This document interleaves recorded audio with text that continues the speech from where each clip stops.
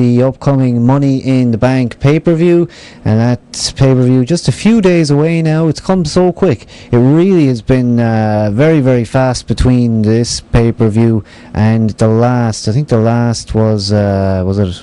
Wasn't Over the Limit. It was Fatal 4-Way. Fatal 4-Way. How quickly I forgot about that. Yeah, we thought it was pay-per-view of the year on the night. We were well into it, but I think, this next pay-per-view, could it top it? We're going to have to wait and see. I'd say they'll be hard pushed, but again, at least they've got some matches. I think it's going to be pretty okay as far as bad pay-per-views go. I think probably like a Judgment Day 2008 kind of a deal where you may be a shaky enough start, but by the end you're kind of some bit happy, I suppose, sent home happy. Now I suppose Cena, Sheamus, Steel Cage, that's the big one, and no doubt that would be the closer. But my predictions, are we going into predictions? Yeah. I think it's got to be Cena taking the title back. Right, so Sheamus took that title in a very strange way. It was kind of uncertain at the end of Fatal 4-Way what had really kind of happened and whether it would be reversed on the following night's Raw. Sheamus tried to hand it back and swerved us, and then said no, he was going to keep it. And of course Sheamus going into this WWE Championship match on top.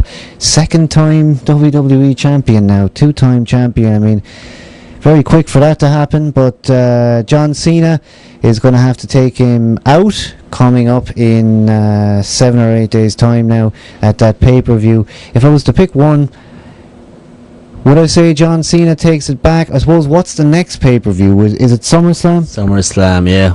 So SummerSlam, you'd think maybe Cena was going to go into SummerSlam with a belt. I mean, he's got to be in the main event. And would they really put Sheamus on top on a SummerSlam? I suppose they did at Royal Rumble. Yeah, I think I'm still in the back of my head looking at Wade Barrett as the dark horse coming in and somehow fucking shit up, either at the pay-per-view Money in the Bank or at SummerSlam, one of the two. I think something's going to go a bit fishy for Cena, but it needs to be on him for Barrett to do it, I think, because he is on Raw, that is the belt, and it's not going to go the other way, and he's got some business to take care of. Yeah, Cena, Barrett, maybe by the time it comes to SummerSlam, that's how things will have panned out, and maybe it could be the end of the Nexus angle, with John Cena finally taking them out. Of course, he started off the angle in that beatdown and certainly got the severe end of it, and of course spit, and that was it for Daniel Bryan. And of course Cena maybe even told him to do that backstage, who knows. A lot of people speculated on exactly why someone like a Daniel Bryan would spit on a Cena. I mean, he couldn't have just done it shoot, somebody had to know. But then of course they tied in that neck choke angle as well, and there went Daniel Bryan. But yeah, I think Cena coming out on top with the WWE Championship, a very good possibility. And will Wade Barrett and Nexus do something? If they do, then I'd say it's a lock for SummerSlam. Yeah, I think so. And then I wonder how far this 90 days business is with Daniel Bryan, because as we were saying earlier, I think things are going to get pretty interesting, and that could get involved. He could get involved big time if he comes in as GM, or if he comes in with the Nexus thing, or if he ties both of them in somehow, or if he becomes involved with Barrett, or if he goes heel. Either way, it's going to be fresh and exciting if they don't fuck it up. Wade Barrett and Cena could possibly be what we're looking forward to at SummerSlam. Will that be the main event? Well, to me at this point it seems like a good idea to have the big Nexus angle in a top pay-per-view, big 4 position, and main event at SummerSlam would do it great justice. So is Sheamus a transitional champion? Maybe, but is that sort of a thing to make Cena look strong? Have a way of getting Nexus involved at the Money in the Bank pay-per-view, and then going forward, like we say, possibly looking at those two taking each other on in a few weeks' time. But for the World Heavyweight Championship, talked about it a bit earlier, Rey Mysterio and Jack Swagger. So early predictions on that. I would probably go with Rey Mysterio retaining. Yeah, I think so. Yeah, I've no idea even how this feud is a feud, or if there's a backstory to it. I'm sure there is, and it's probably not that interesting. But yeah, Ray to probably retain. I don't think Swagger will get a chance soon. I hope this one doesn't continue on till SummerSlam, not like the last one, but if it does continue like the Punk Mysterio angle, then SummerSlam, I don't want to see that at the top of the card. I mean, it just isn't big enough for me. I'd like to see maybe Edge and Orton, if it's possible, but of course both those guys on Raw, so unlikely to see them at the top. But not much to say about it really. Jack Swagger, he's had Big Show now and doing some stuff with Rey Mysterio. That's about it really. The Raw Money in the Bank ladder match, it's Ted DiBiase, Chris Jericho, Edge, The Miz, Evan Bourne, John Morrison and Randy Orton, and somebody else to be announced for that very soon. So taking those guys one by one, Ted DiBiase, I think a big chance in this. Yeah, I like Ted and Maurice, and she fleeced Morrison's jacket there, wasn't it, on Monday night?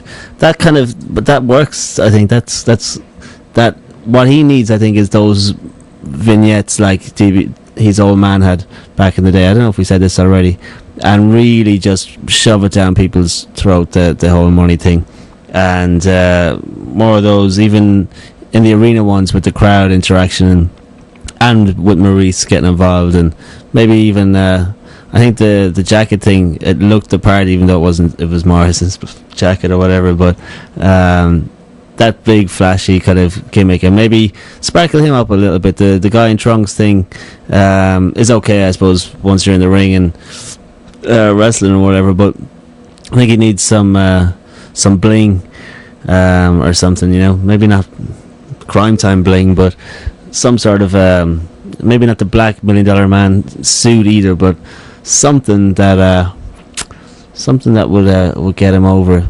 Like JBL's limo was kind of cool, but I mean, it's been done. But something, I don't know what. Maybe somebody might have suggestions. But what the hell are we talking about? Well, you mentioned something there that I'm glad you mentioned. Maurice and that finish with the John Morrison jacket.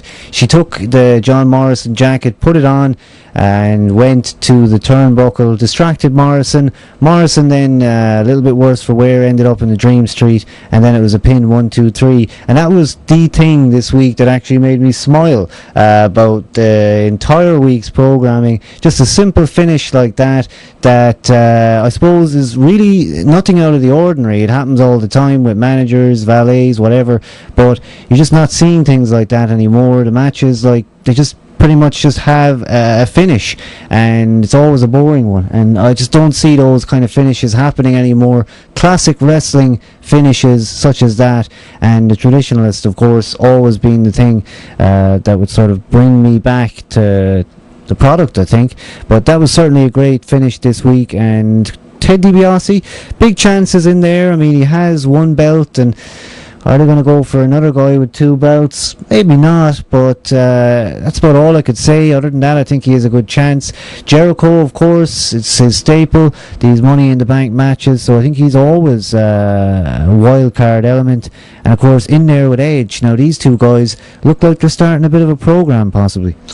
Yeah, that's kind of cool. I think it's kind of some bit better than your usuals. So yeah, and the whole Canadian thing, I suppose they could drive off. Hey, by the way, I heard rumours that Christian is turning heel.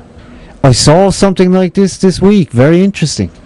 Yeah, maybe that might be a good thing for him. He walked out on Hardy this week, in fact, and basically left Matt Hardy there and lots of booze. Yeah.